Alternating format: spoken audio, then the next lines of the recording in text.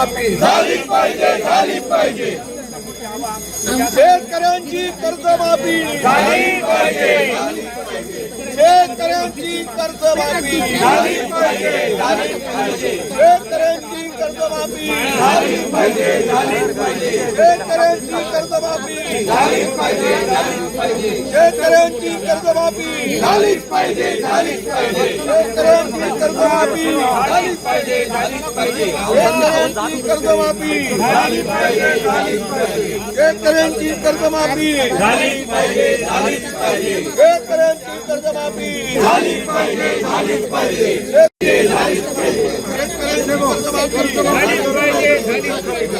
कर्जमाफी करा, कर्जमाफी करा, शेतकऱ्यांना कर्जमाफी करा, शेतकऱ्यांना कर्जमाफी करा, शेतकऱ्यांना कर्जमाफी करा, शेतकऱ्यांना कर्जमाफी करा.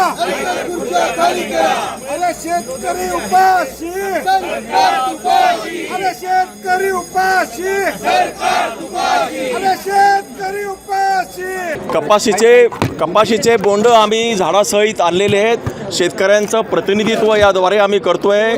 आता जो डिसेंबर महिना सुरू आहे, नाफेडची केंद्र आता सुरू झालेली आहेत. सोयाबीनची खरेदी लवकर झाली नाही. शेतकऱ्यांकडे पैसा नसल्यामुळे त्यांनी त्यांचं सोयाबीन आहे ते मार्केटमध्ये खाजगी व्यापाऱ्याकडे विकलेलं आहे.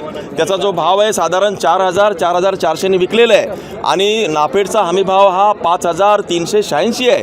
तो भाव फरक सरकारने द्यावा, कारण शेतकऱ्याकडे पैसा नाही. तो भाव फरक द्यावा, कपाशीला जी काही मागणी द्यावी, सोयाबीनचा भाव फरक द्यावा, तुरीला आणि शेतीच्या सगळ्या उत्पादनाला उत्पादन खर्चावर आधारित भाव देण्यात यावा, ही मागणी आम्ही सरकारकडे करतो आहे. हमी भाव आता सोयाबीनचा सुरू झालेला आहे, पण त्याच्यामध्ये 2-3 त्याच्या ग्रेडेशन करतायत. ते 4,500 पर्यंत देत आहेत. शेतकऱ्यांची लुबाडणूक होते. भावांतर योजना लागू करावी, भाव फरक देण्यात यावा.